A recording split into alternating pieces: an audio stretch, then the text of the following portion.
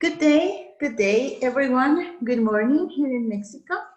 TESOL International Association English as a Foreign Language Intro section is pleased to present this webinar titled How to Teach Pronunciation Effectively, Creatively. And our speaker is Jaber Kamali, and we are very pleased to welcome all of you to this webinar. My name is Araceli Salas, and I will be your moderator for today's event. Today's presentation will last 60 minutes and includes a question and answer period. To enter a question, simply type your question into the box on the lower left side of your screen and then click on the send button. And now it is my pleasure to introduce today's speaker, Jaber Kamali. He is a very experienced author, teacher training, director of studies, and speaker in the field of ELT. He has been training teachers for almost 10 years and running various workshops in different institutions and universities. Being a researcher for almost 10 years, he has published a number of articles in international journals and presented in different conferences worldwide. The EFLIS is very pleased and honored to welcome you, Jaber. Thank you, and thank you very much. Go ahead. Thank you very much, Araceli. Hello, everybody. I hope you're fine. I'm very happy and pleased to have the chance of talking to you today on the topic of teaching pronunciation. And I'm going to just run this session with the help of Nancy and Araceli. I'm very thankful to them. So to start with, I just want to introduce a topic. And the topic is how to teach pronunciation creatively. So as you know, why I started teach pronunciation, of course, why I started thinking about this webinar was based on my own experience of observing the classes, having problem, teachers having problem teaching pronunciation, and they wanted to just skip this part because they thought that it's not that much helpful, or they thought it's a bit boring, or they thought it is not the way they want to teach. So that's why I decided to think about how we can teach pronunciation and how we can do it creatively. Of course, teaching pronunciation is not something new or something you are not familiar with, but I'm going to talk about some of the techniques we can use in teaching pronunciation in language classes that we can make it a bit more engaging and interesting for the learners. That's why I decided to have a webinar by this name, How to Teach Pronunciation Creatively. So to start with, I just want to tell you what the aim of this session is, and that is to discuss ways of teaching pronunciation. Up to here, it's not something new, but the part that I'm going to work on is the word creatively, and we're going to see how we can do it in the classes.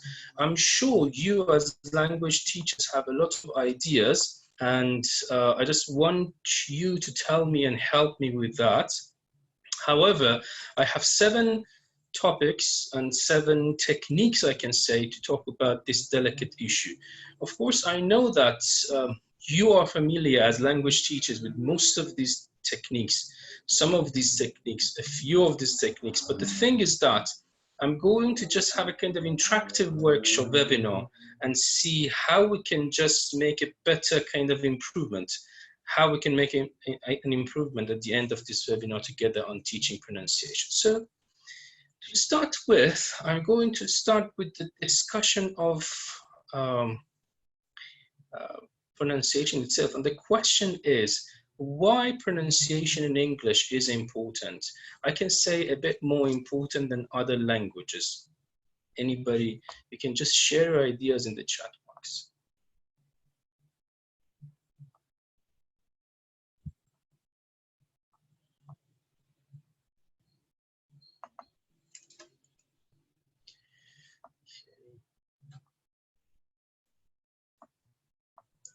Let's see the chat. It's gonna be good.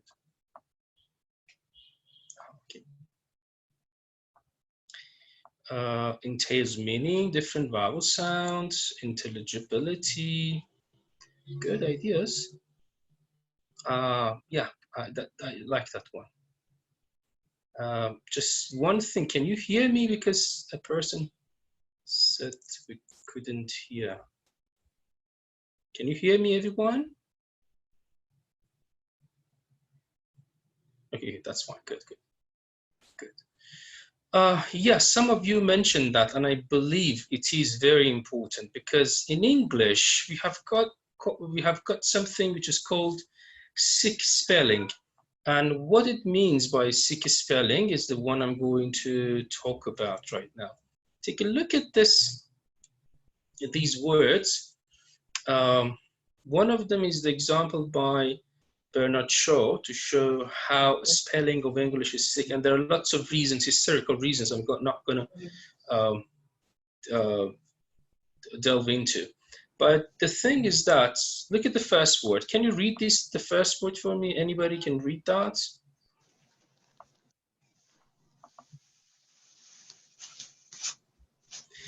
Yes, the first word is fish.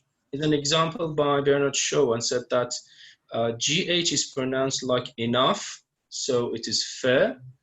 O is pronounced like women, so it's E.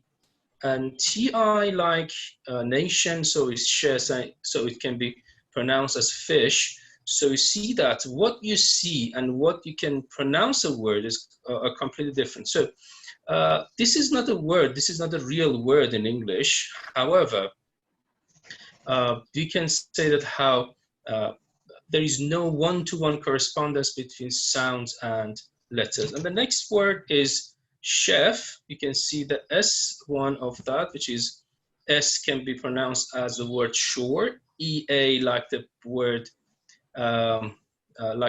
for example, bread, and GH like enough. So you can pronounce this word as chef. So you see that there is no one-to-one correspondence between words and letters and sounds. That's why I can tell you that it is very important to work on the pronunciation of English, because it can be problematic for the learners. In some languages like Persian, as I know it, there are no exceptions. So whatever you see, whatever you read, you can pronounce. So that's why, except for some very few exceptions. So this is not that much difficult to work on the pronunciation of the word, because they can read and pronounce the word. But in English, because there is no one-to-one correspondence between letter and sound, you have to be very careful, and teaching pronunciation becomes more important in languages like English. But we're going to discuss different techniques of teaching pronunciation, and the discussion, of course, of today is based on this.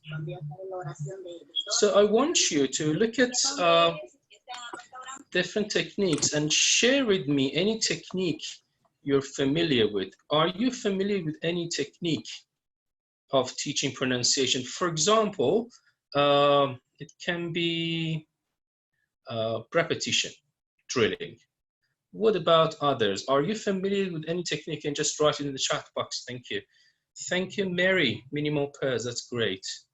Hardy tongue twisters, good.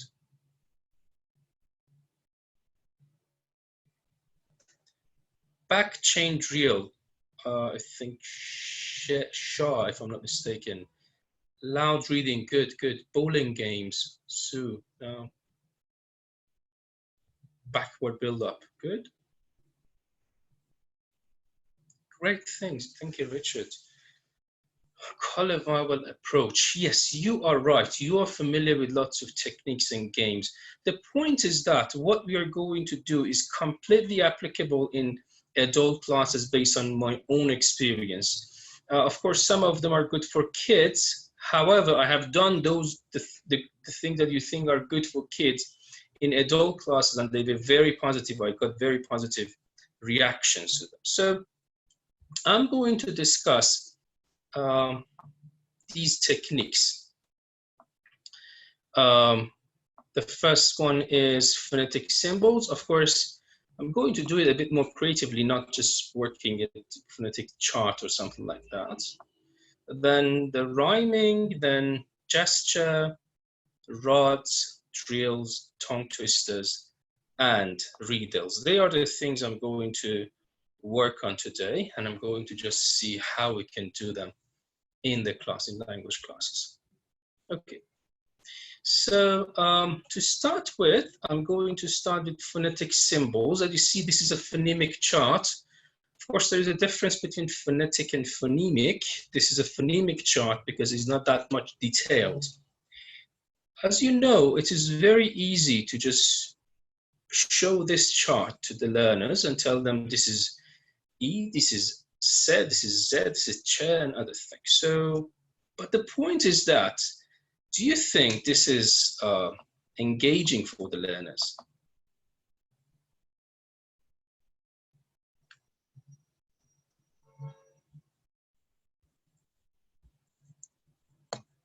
Do you think it's not engaging? Surely it's not. They don't want to listen to you, and they don't want to be in the class just looking at those signs and just repeating what they say. Yes, Suzanne, I do agree with that, but we are going to do our job as a teacher to make it, we can say, engaging for the learners.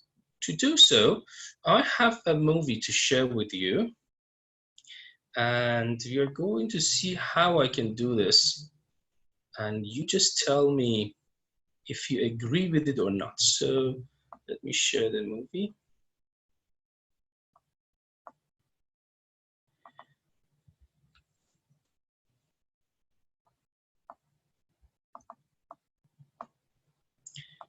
Okay, share screen, share the movie. Okay.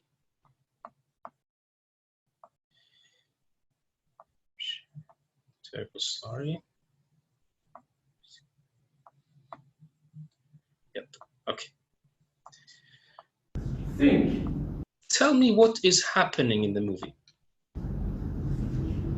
Very good. You couldn't do that. Thank you. Next one. So, next word is up.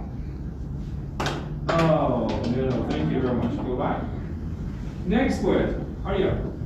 Next word is mother. Good. Thank you very much. Next word is cat. Ah. Right. Oh, thank you. That one. Oh, yes. Okay, good. And the last word. The last word. This is visual. That's good. Thank you very much. Thank you. Okay, so let me know what's happening in this field, in the chat box. Could you please tell me what is happening? Yeah, very good. Yes, you're commenting. Very good. Yes, you are right. Good. So in this way, we are just helping the learners to recognize what the sound is. So in this way, we're just helping the learners to recognize what the sound is. Instead of just showing them a very boring chart and just tell them this is U, this is A, you can just read some words for them in which there are some sounds that are on the wall. So they are going to just hit the ball to the wall to that sound and say that this is the sound I've heard. So this is for recognition only, okay? But you can just do it even for production. Look at this very short film and just tell me what is happening. This is a very short movie. You're going to tell me what is happening. Okay. Play that.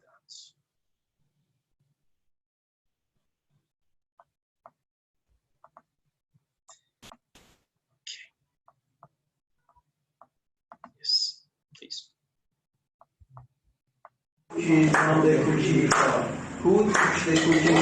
Oh no! So you are going to make a name for us, for this, and tell me how we can play this game with the sounds.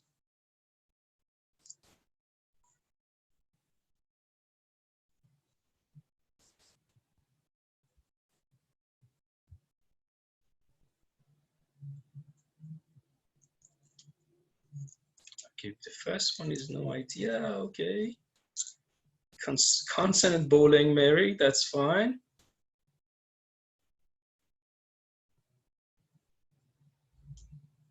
Very good. Yes, Carolyn, if I'm not mistaken, Caroline, you were right. Very good. Thank you very much. Yeah, this is a kind of game.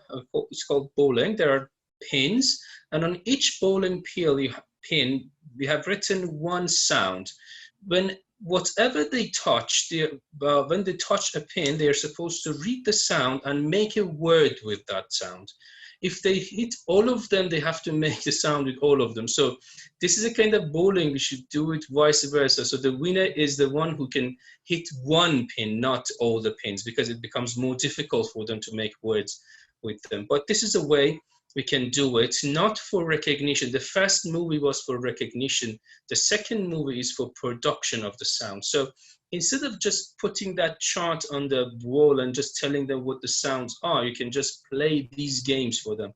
And I did them in adult classes, and they really loved that. I do agree. I think one of you, if I'm not mistaken, let me just check. One of you mentioned that, yes, Jenny, if I'm not mistaken, that it's not good for ESL context. Of course, we have to see what who the learners are. We have to see what the context is. We have to see lots of other. We have to consider lots of other things and say this is a good way or not. But this, I'm going to give you some tools today and the kind of toolbox, and you are responsible for taking the good tool, the appropriate tool for your own classes. Of course, not everywhere, not with everyone. Yeah, very good question. The rationale for the game, of course, the thing is that it is proven that doing the things kinesthetically can help learners learn better. Having more fun and humor in the class can make the atmosphere feel better. Based on Carl Rogers' ideas, we are the idea is whole person. Emotion plays first. If they feel okay in the class, if they will love it surely. So this is the first part I wanted to talk about. Let's get to the second technique we're going to discuss, and that is the rhyming. So the rhyming is a technique that we use for triggering the musical intelligence. As you know, musical intelligence can help learners have a better understanding of the sound and music of the language. As you know, every language has got a music, and this is a very helpful way of making them understand what the music of language is. So what rhyme is just repeating the words and phrases, but not with the letters and sounds, but by murmuring or something like this. I'm going to have some examples here.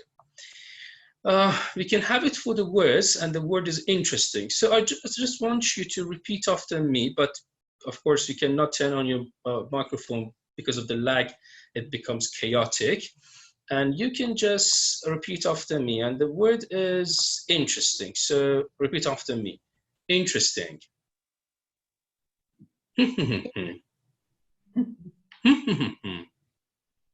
Da da da da. Okay. In this way, you are not we can say repeating the word, but you're repeating the music of the word. You are not repeating the phrase, but the music of the phrase. And it is a really helpful way to learn the intonation. It is a really helpful way to make learners, to make the auditory system of the learners familiar with the music of the language. So let's have a practice of them. So you repeat, I imagine that you're repeating after me. Interesting. The roof of the house. The roof of the house. I have a pen in my bag.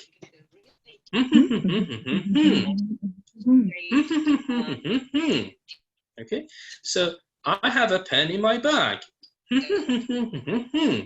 Or da da da da da da. So this is called rhyming, and this is called the rhythm of language. This is called the music of language, which can be really helpful. Okay.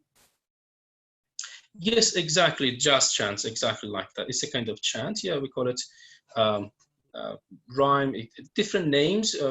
Chanting, jazz chant, and other things, and it is really helpful. The learners can just learn the music of the language, which is necessary for them.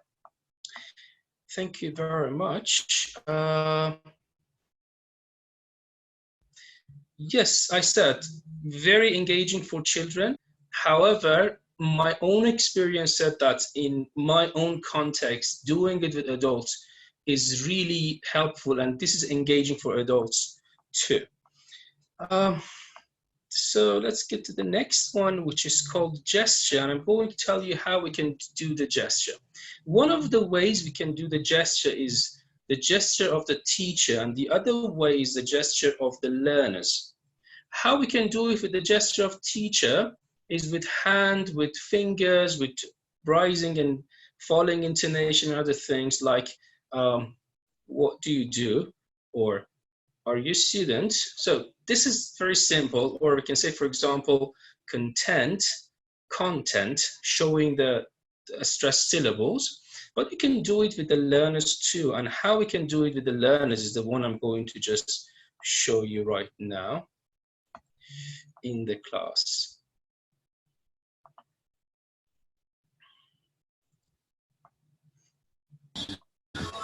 Okay, so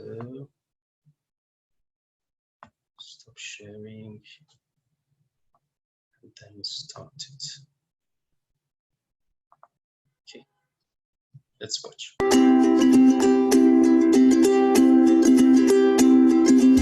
Yes. The first word is nanny. Very good. Second one. The word is accountant. Accountant. Very good. Next word. So listen carefully. Judge. Very good. Thank you. Next one. So, taxi driver. Taxi driver. Very good. Thank you. And the last word is translator. Translator. Very good. Thank you very much. Thank you. So, can anyone tell me what they did in the field? Just share it with you.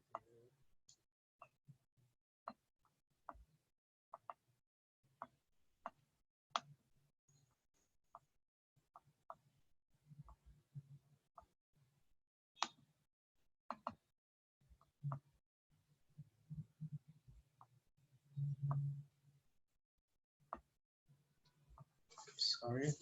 Okay. I'm just reading this.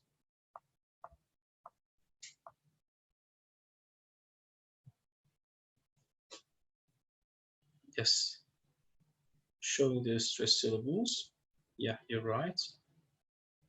Yes, there were 4 students standing in front of the class, and they were supposed to just show the stress, we can say the syllables. They were representing a syllable of a word. And in this way, the one which was a stress, the syllable which was a stress, was supposed to stand up. The other were supposed to sit down. If they were just one word syllable, it was one syllable word. All 3 went out. One stood there, and the other things. For example, 2 syllable words. 2 of them stood there. One of them stood, and the other one sat down. So this is the way we can do it in our classes with the learners. The thing is that, again, kinesthetic activities, you can make two groups in the class and make them, for example, do it as a kind of competition. Of course, you're not supposed to encourage competition in the class. We're supposed to just encourage competition and cooperation. Yeah, this is a way we can just show it. Exactly. Yes, you were, we can say, guessing correctly. Now, if you think this is not a good thing, this is difficult for learners, you have to consider the learners even with disabilities. Sometimes they cannot sit down or something like this. So if it is like this, we can do another thing. We are going to watch another film or movie. It's somehow the same, but it's a bit easier. So let's watch it.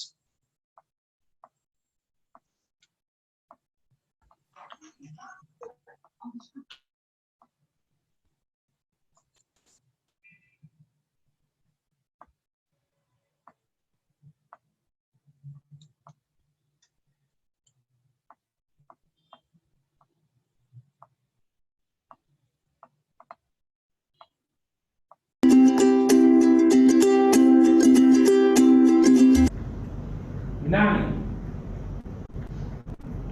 Good. Second word is accountant. Accountant. Accountant. Accountant. Very good. That's good. Next word is judge. Next word is taxi driver. Taxi driver. Good, thank you. And the last one is translator. Translator. That's good, thank you very much.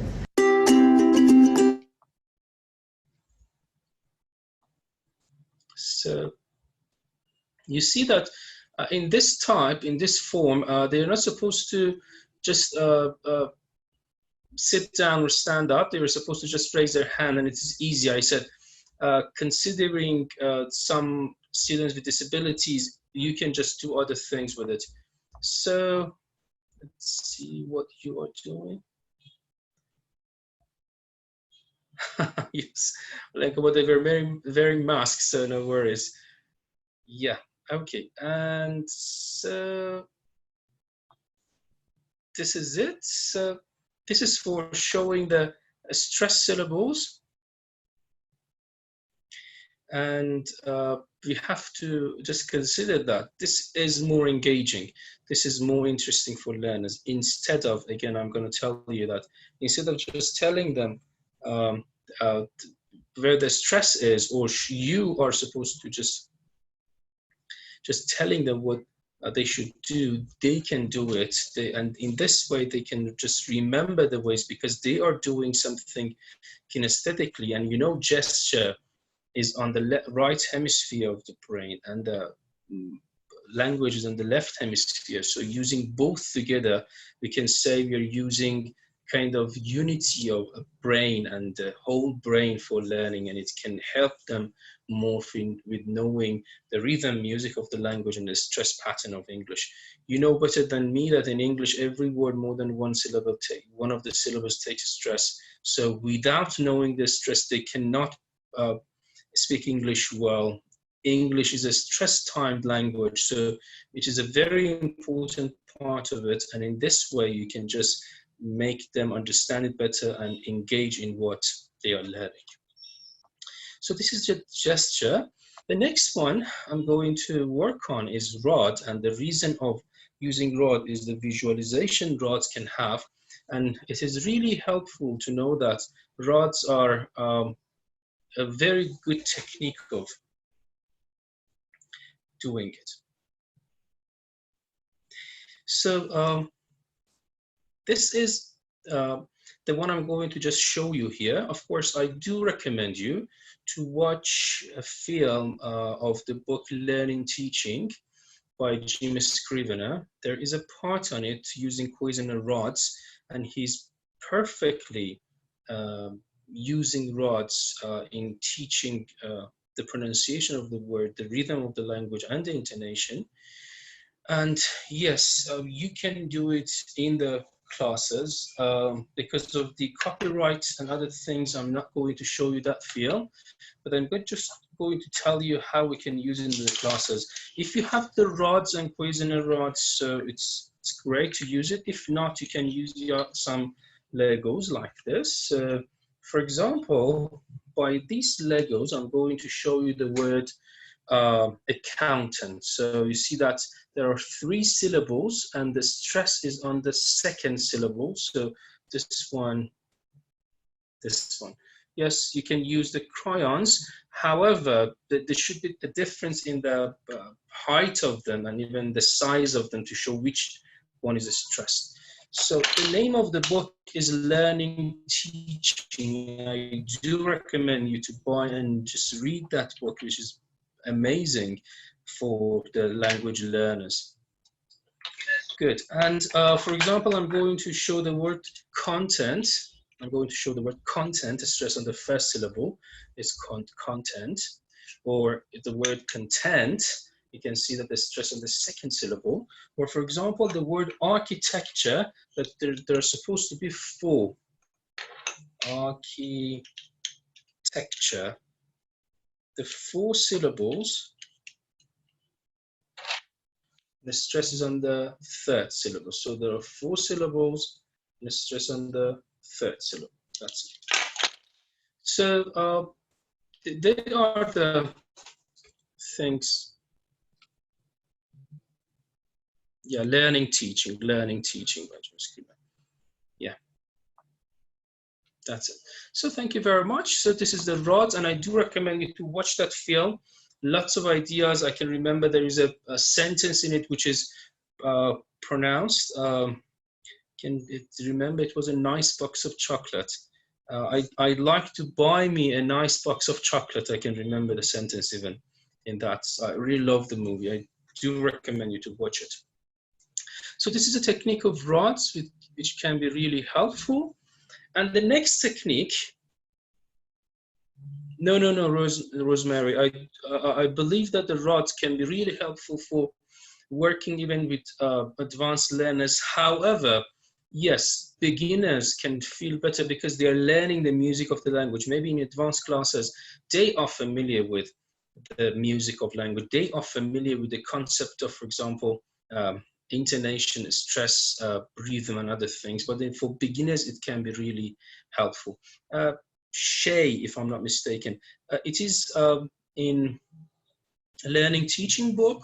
One of the films in the learning teaching book, Jimmy Scrivener himself is teaching to a group of learners how they can pronounce the words and how they can pronounce a sentence by using rods. Okay, let's get to the drills. And I adapted the drill techniques from Richards and Rogers' book.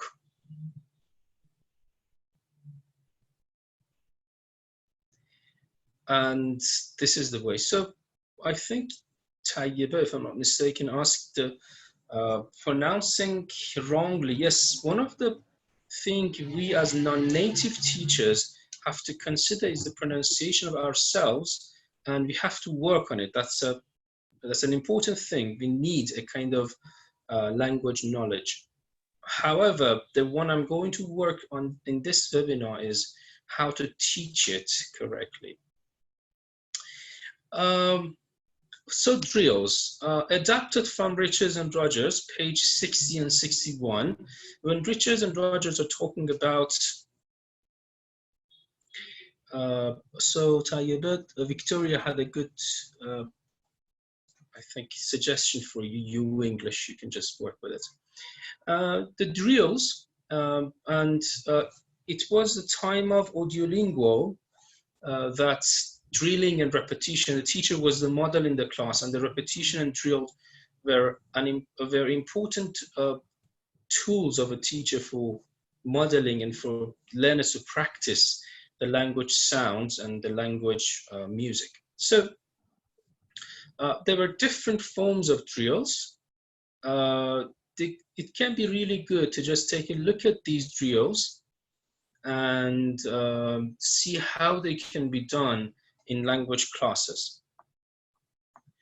To give you an example, I can say that the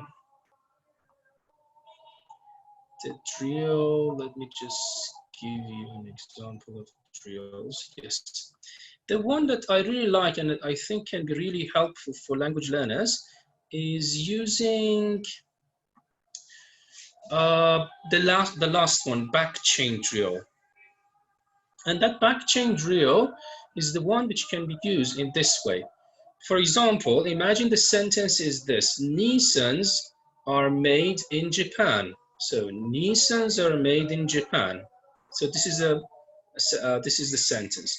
The back chain drill, you start from the end of the sentence. For example, you say din Japan. So I don't say in Japan, I say din Japan because I'm going to show the connected speech. And don't forget, this is the pronunciation technique. This is the pronunciation practice, not the word practice. So it's better to have the connected speech too. So we say din Japan, they're made in Japan. Nissans are made in Japan. Nissans are made in Japan, okay?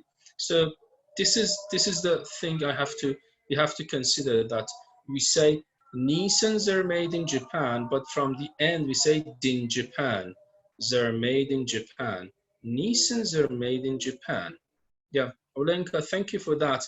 That's the app, pronunciation app, it's a technique you can use for you as a teacher and for teaching the learners. So that was the technique of drill. We have got rejoined us.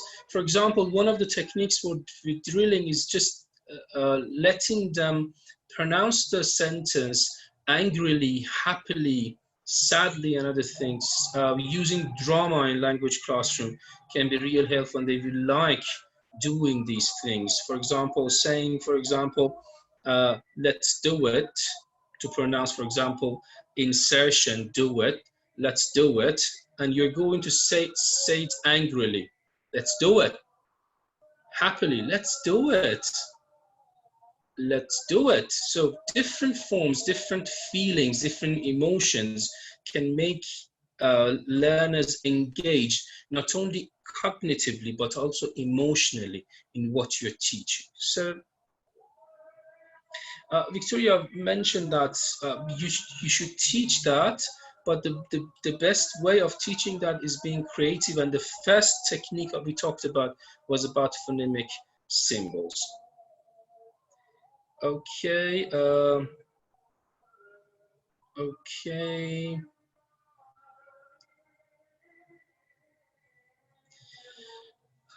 Yes.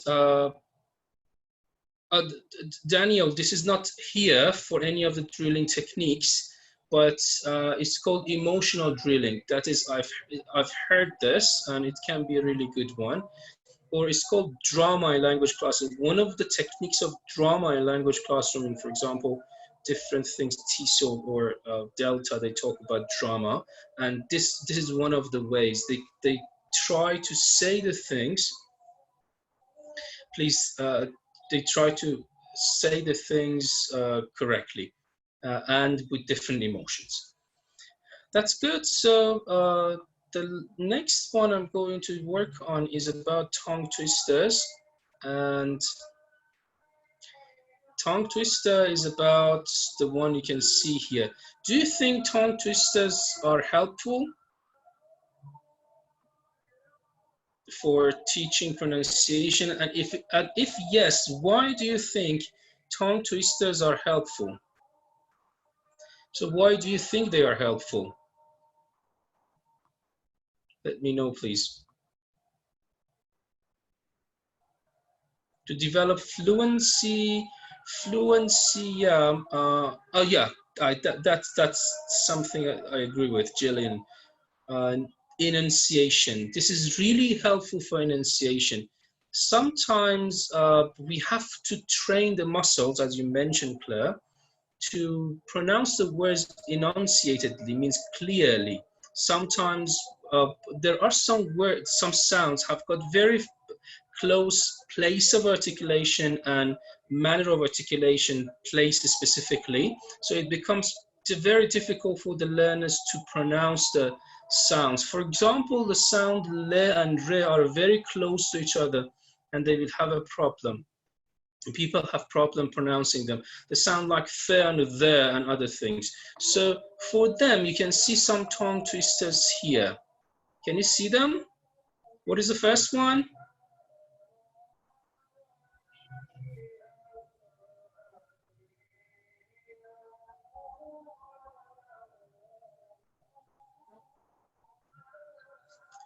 So anyone can tell me? Yes, red lorry, yellow lorry. Even more difficult than that is red ruler, yellow ruler. So it's very difficult to pronounce them, and pronouncing them help learners to enunciate the words better, to enunciate the sounds better, and to be clearer in pronouncing the sounds. So we have got these things here. We have got lots of them in different languages. As you see here, I wish to wish, you wish to wish, and lots of other things. Betty Butter for pronouncing the sound. Flap te in American. Betty Butter had some butter, and something like this. We have it. I'm familiar with Turkish, as we have in our country. Bumiz bizim uzmizimizimiş. Or even the Persian of that, Tajer tu çe ticaret mikoni, be tu çe ke tajer çe ticaret mikone. The sound che, te, je, very close and very difficult sometimes to pronounce. It can be really helpful to do them like this. And exactly, Rosemary, she sells seashells in the seashell. Yes, that's it, all of these. You know lots of things like this.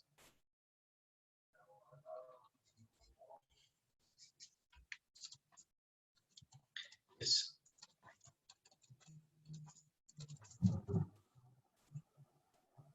Yeah. Okay, so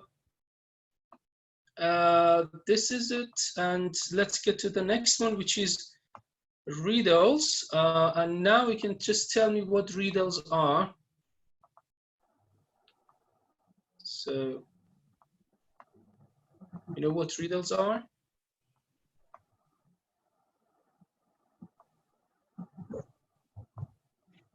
And how we can do it in the class? Yes, yes, you're right. And the thing is that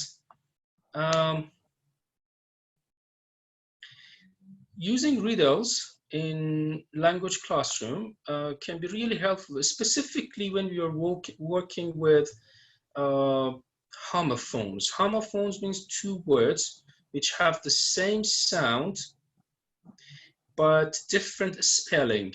Same sound, different spelling. Who can answer the first riddle for me? Why is 6 afraid of 7? Why is 6 afraid of 7?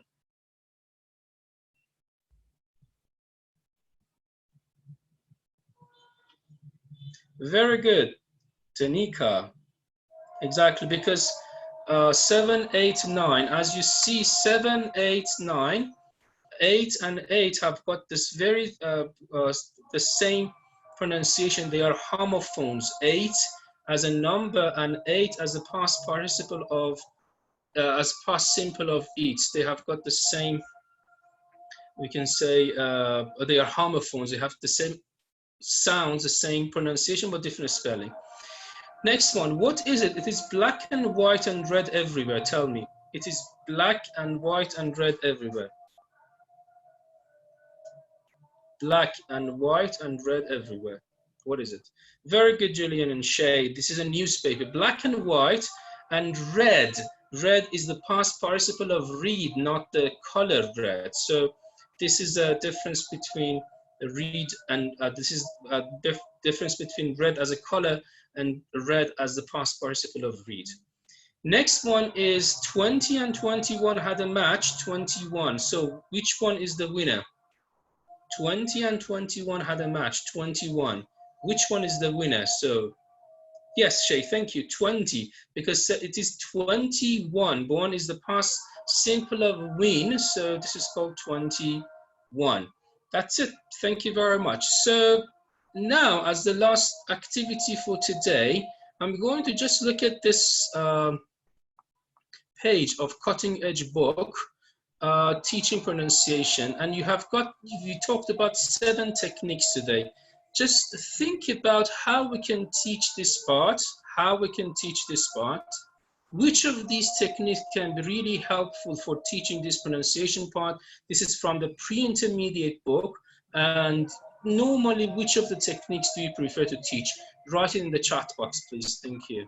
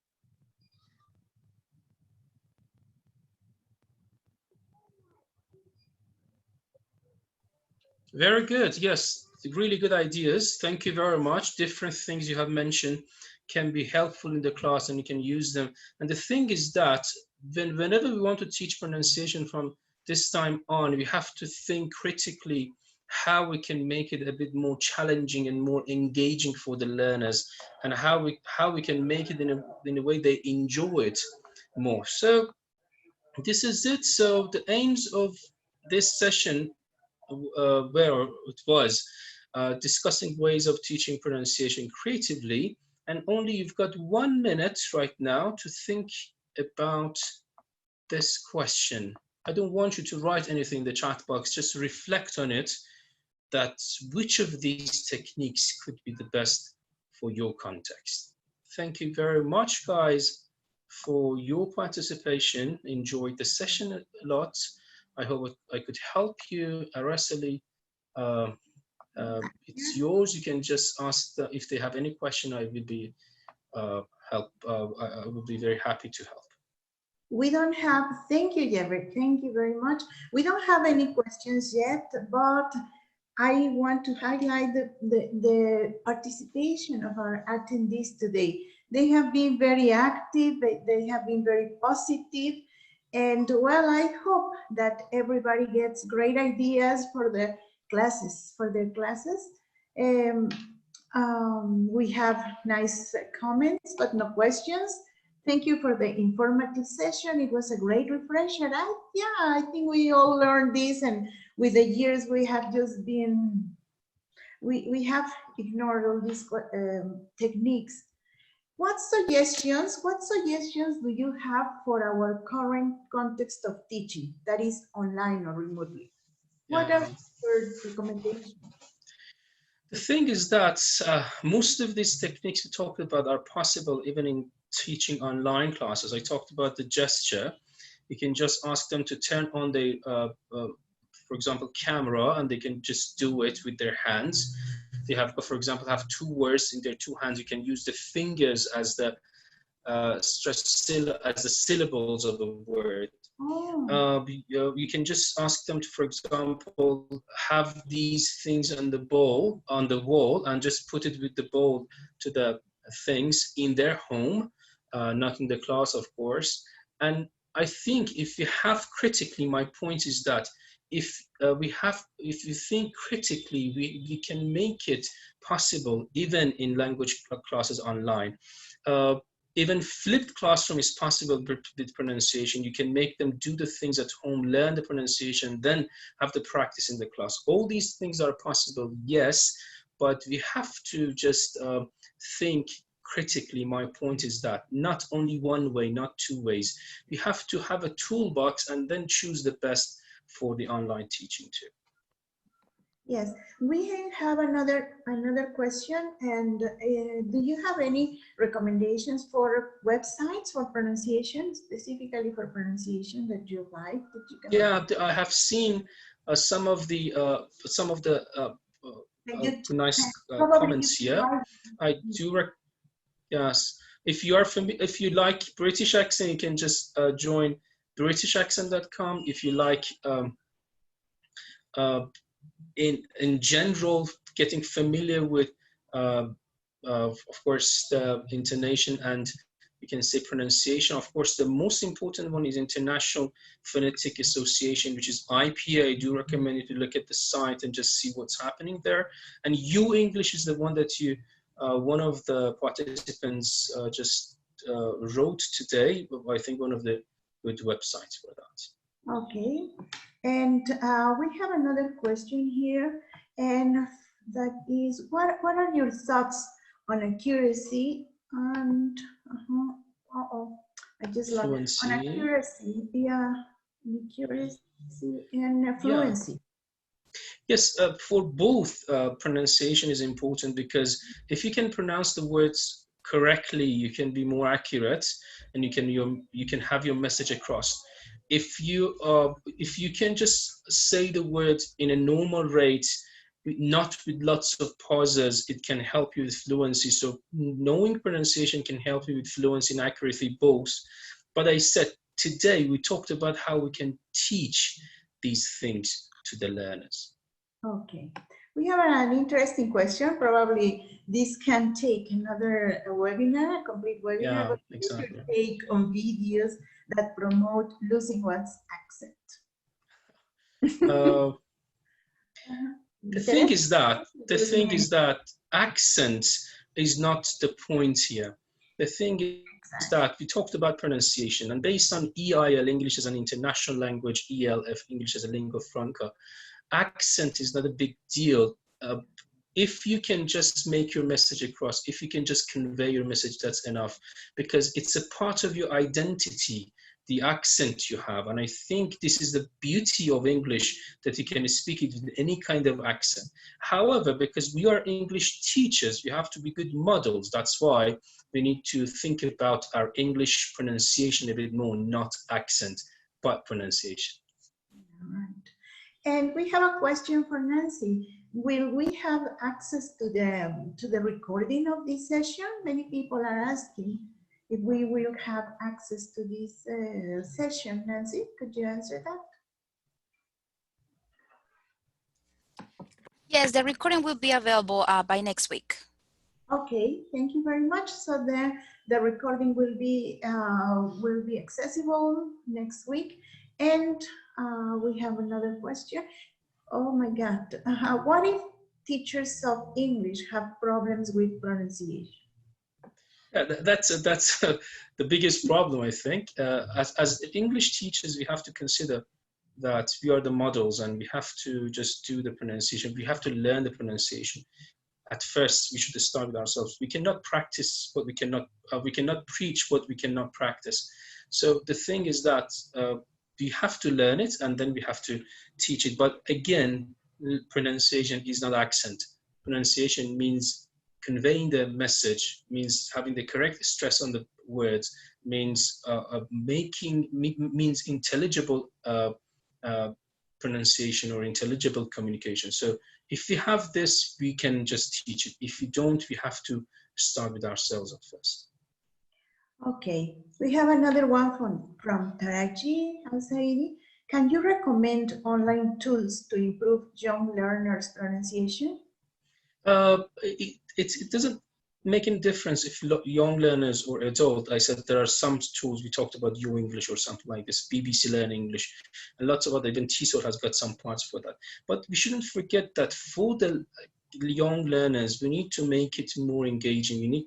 They cannot concentrate more than 20 minutes, more even I say 10 minutes. So there should be lots of colors and other things. So I do recommend for the young learners to start with watching animations, and the one which is good for their age, because extensive listening is a big need for the young learners to learn the language, to make their auditory system familiar with the sound and the music of the second language. So I do believe that for young learners, instructed SLA is a bit difficult. So I do recommend uninstructed SLA or extensive listening. So they have to listen as much as they can to the second language. Is there a common standard pronunciation for words given that we have many varieties of English? Is there a common pronunciation from Jeffrey? Yeah, of course, IPA has got that kind of international phonetic alphabet. There is a kind of standard English, but that standard English, I can say the rule of thumb is that intelligibility. So if everybody understands what we say, this is a standard. So nobody can set the standards for accent and pronunciation. Yeah. From Rosemary, we have, what is the ideal length of video for tertiary students? I didn't get the question, Rosemary, really. The length. How long? Which video? How long should videos be for a tertiary classroom? Is it about pronunciation? If it is about pronunciation, specifically, so I don't know if you're making the video. If you're talking about pronunciation, there is no such a thing.